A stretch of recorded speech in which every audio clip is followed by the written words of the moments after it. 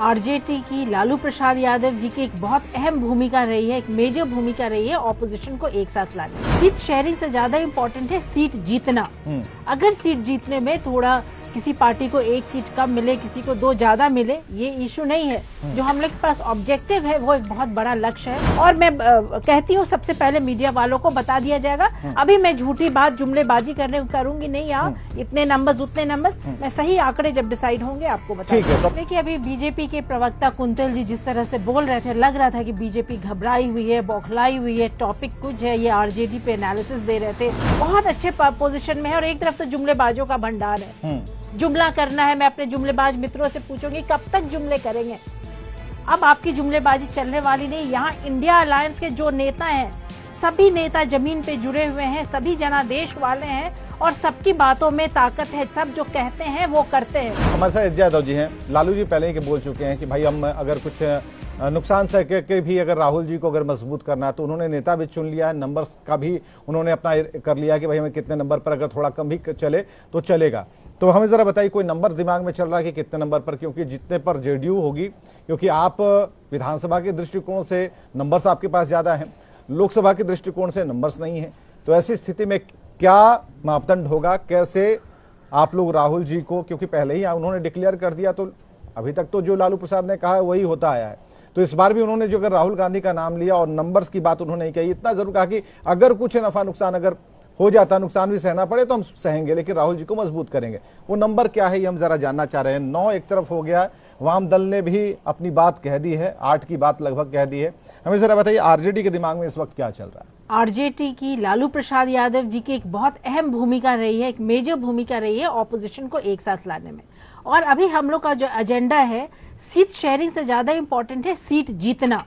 अगर सीट जीतने में थोड़ा किसी पार्टी को एक सीट कम मिले, किसी को दो ज्यादा मिले, ये इशू नहीं है। जो हम लोग के पास ऑब्जेक्टिव है वो एक बहुत बड़ा लक्ष्य है, बड़ी ऑब्जेक्टिव है। संविधान बचाना है, देश बचाना है। जो युवा दिशाहीन बेरोजगारी के वजह से हो गए हैं उन्हें रोजगार देना है, महिलाओं को सशक्त करना है, किसान के हक में लड़ना है, महंगाई को कम करना है। बहुत सारे ऐसे बर्निंग इश्यूज है जो जमीनी है, जिससे हर सिटीजन अफेक्टेड होते हैं। तो जब हमारा मुद्दा इतना स्ट्रांग और इतना खूबसूरत है तो उसमें एक दो सीट इधर उधर हो जाए बड़ी बात नहीं है। ऑब्जेक्टिव है कि सीट जीत करके हमें लोकसभा जाना है और अपना जो एजेंडा है देश को बचाने का, संविधान को बचाने का, उसको लाना है। सीट शेयरिंग की बात होगी, जल्द होगी, और उसमें जो नेतृत्व है, जो शीर्ष नेतृत्व है, वो लोग को काम दिया गया है। तेजस्वी यादव जी भी इस कमेटी में है। ये लोग बैठ करके डिसाइड करेंगे कैसे सीट जीता जा सकता है, निकाला जा सकता है, और जो 6 दल हम एक साथ हैं किसको कितना सीट दिया जाए। विधानसभा का चुनाव अलग है, लोकसभा का चुनाव अलग है। लोकसभा का चुनाव हम जीत जाते हैं तो हम अपने देश को, संविधान को बचा पाएंगे। और अभी हम लोग का ऑब्जेक्टिव, जितने भी इंडिया अलायंस है उन सब का ऑब्जेक्टिव यही है कि ऑब्जेक्टिव बिना पहलवानों की थोड़ी तय होगा। हमें जरा बताइए ना, नंबर्स बताइए कैसे लड़ेंगे।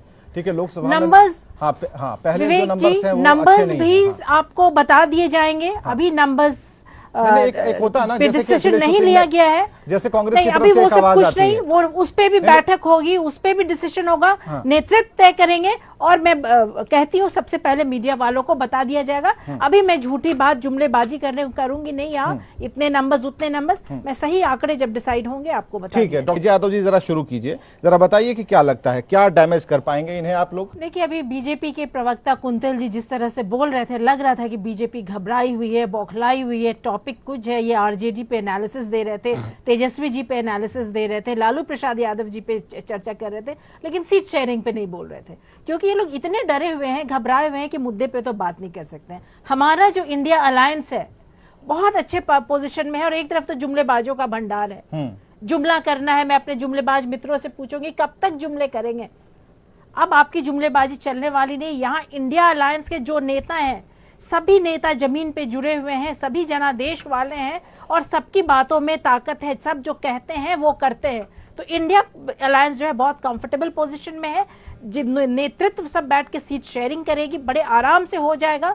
और बीजेपी वाले अपना जो हड़बड़ाए हैं, बिगड़े बोल जो इनके हैं, घबराए हुए, डरे हुए, असंतुलित बोल इनका चलता रहेगा। और ये बोल भी इसीलिए है क्योंकि बीजेपी वाली डरी हुई है, जुमलेबाज लोग बड़े हैं। इन्हें समझ ही में नहीं आता होगा अमित शाह का ये जुमला है कि नरेंद्र मोदी जी का ये जुमला है, तो ये लोग तो घबराए हैं। और हमारा इंडिया कांग्रेस है।